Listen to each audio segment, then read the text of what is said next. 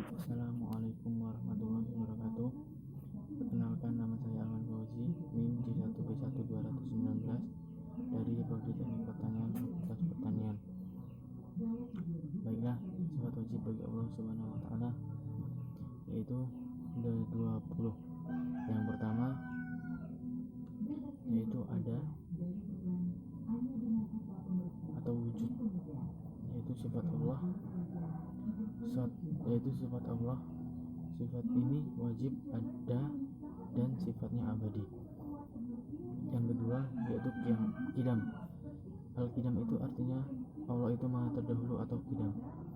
Tidak mungkin jika Allah bersifat hadis atau baru. Lainnya baqa, artinya yaitu Allah Subhanahu wa taala maha kekal, suatu kemustahilan jika Allah bersifat fana atau binasa.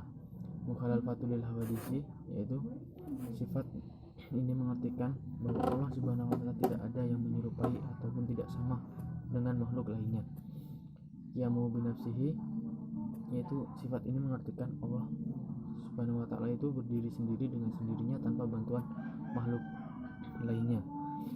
Wahdaniyah, yaitu sifat ini mengartikan bahwa Allah Subhanahu wa taala bersifat satu, suatu kemustahilan jika Allah itu memiliki jumlah yang banyak. Mu'ani, yaitu sifat abstrak yang wajib pada Allah. Qaudrat, yaitu pada sifat Allah yaitu tidak atas segala sesuatu itu mutlak, tidak ada batasannya dan tidak ada yang membatasinya. Irodrat, yaitu berkehendak Allah Subhanahu wa taala menciptakan alam beserta isinya atas kehendaknya sendiri tanpa ada paksaan dari pihak lain atau campur tangan dari siapapun atau apapun yang Allah Subhanahu wa taala kehendaki pasti itu terjadi. Yang selanjutnya yaitu ilmu. Mengetahui, artinya Allah Subhanahu wa taala memiliki pengetahuan atau kepandaian yang sangat sempurna.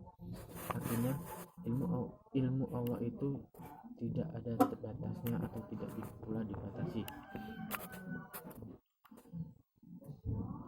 Hayat, yaitu artinya hidupnya Allah tidak ada yang menghidupkannya, melainkan hidup dengan zat sendiri karena Allah yang maha sempurna. Yaitu sama, yaitu mendengar. Allah Subhanahu wa taala mendengar setiap suara yang ada di alam semesta ini. Tidak ada suara yang terlepas dari pendengaran Allah Subhanahu wa taala walaupun suara itu lemah dan pelan. Basar, yaitu melihat. Allah Subhanahu wa taala melihat segala sesuatu yang ada di alam semesta ini. Penglihatan Allah bersifat mutlak, artinya tidak dibatasi oleh jarak dan tidak terhalangi oleh dinding. Kalam, yaitu berbicara atau berfirman. Allah Subhanahu wa taala bersifat kalam, artinya Allah Subhanahu wa taala bersifat dalam kitabnya yang diturunkan kepada para nabi dan rasul. Selanjutnya yaitu qadiron, keadaan Allah taala yang berkuasa mengadakan dan menitiadakan. Sesungguhnya Allah berkuasa atas segala sesuatu. Mudiran, yaitu keadaan Allah taala menghendaki dan menentukan tiap-tiap sesuatu. Ia berkehendak nasib dan takdir manusia. Sesungguhnya Tuhanmu maha melaksanakan apa yang Dia kehendaki. Yang selanjutnya yaitu muridan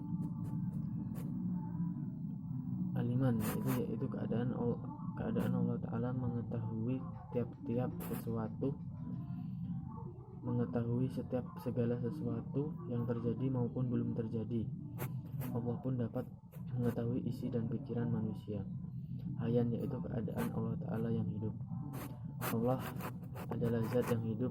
Allah tidak akan pernah mati, tidak akan pernah tidur ataupun lengah. Sami'an, yaitu keadaan Allah taala yang mendengar. Allah selalu mendengar pembicaraan manusia, permintaan ataupun doa hambanya.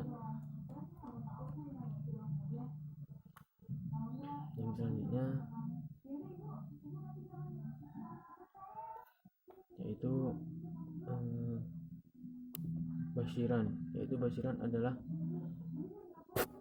keberadaan Allah Ta'ala yang melihat ataupun tiap-tiap yang menjudat benda yang ada. Allah Subhanahu wa Ta'ala itu melihat gerak-gerik kita.